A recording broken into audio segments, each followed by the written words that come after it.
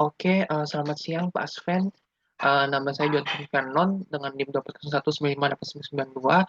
Saya ingin menjelaskan mengenai jawaban saya untuk case 1 dan 2 di UAS mata kuliah Enterprise Architecture. Untuk case 1, ini kasus mengenai Nusantara Mart.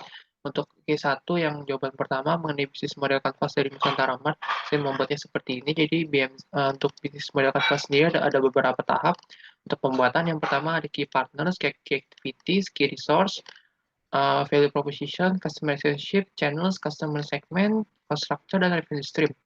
Key partner sendiri ada beberapa supplier.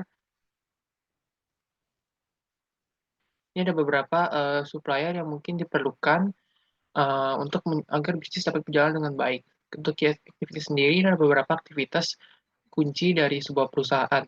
Core key resource ini adalah beberapa sumber daya yang digunakan oleh perusahaan dan juga yang berguna untuk perusahaan.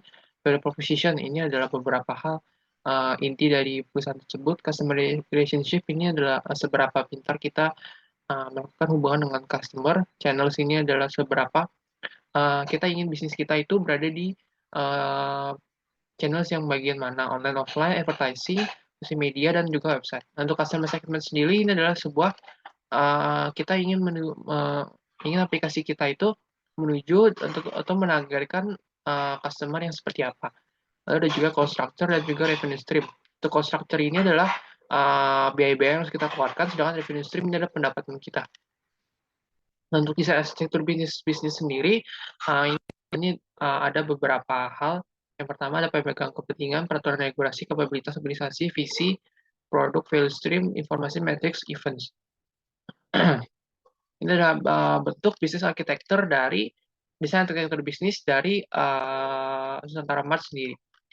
Untuk yang enterprise IT architecture, ini ada frameworknya. Untuk frameworknya sendiri, yang pertama ada data, application, dan teknologi. Nah, ini saya mengikuti beberapa referensi paper yang juga Bapak berikan, dan hasilnya seperti ini. Lalu untuk dokumentasi framework EA3Cube, ini ada beberapa, juga ada saya jelaskan, mulai dari goals and initiative, product and service, data information, system application, dan juga network dan infrastructure.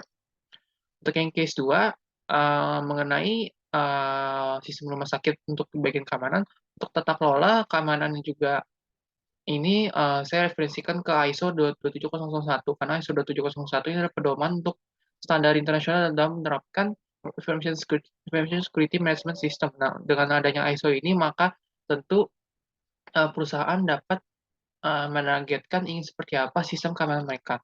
Lalu untuk strategi, saya ada 3 strategi. Yang pertama, menciptakan berbagai ragam pendekatan terhadap perubahan eksternal maupun internal, mengenali sumber daya yang dimiliki, dan mengenali kompetensi dari perusahaan sendiri.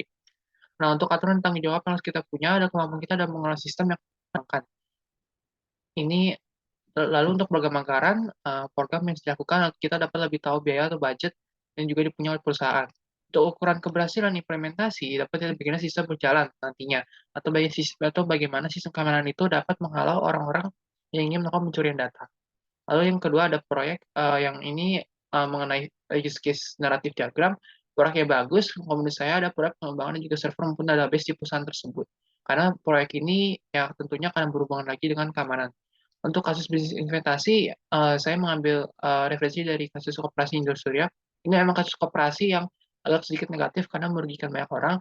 Namun korelasinya dengan kasus ini, karena kita bisa lebih berhati-hati dalam perencanaan penganggaran dan juga kontrol investasi.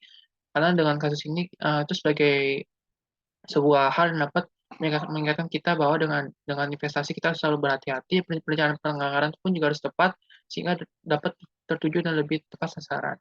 Kira-kira seperti itu penjelasan jawaban saya. Terima kasih.